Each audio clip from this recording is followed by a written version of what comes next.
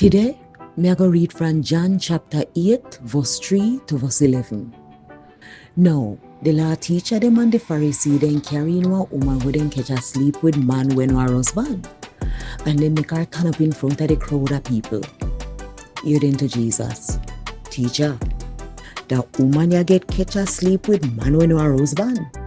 In the law, Moses tell we say, we fi stone woman like this here. So we say now? They asking that day, cause then they want to check him, so that they could have sit and feel like him up for. Jesus bend down and start writing at the ground with his finger. But when they keep on a pushing for answer them, he turn up straight and say to them, say, anyone who know, we never seen yet, fling the first stone off her. Then he bend down one next time and start writing at the ground. When they hear what Jesus said, then left go away one after the other. The oldest one then go away first, and then go on left till Jesus one day turn up there with the woman. Jesus get up and said to her, say, Lady, what in there?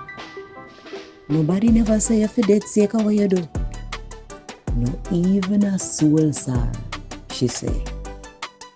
Then me not go say you for dead sake of what you do neither. Jesus said to her, go on now and no sin no more. And God word this, think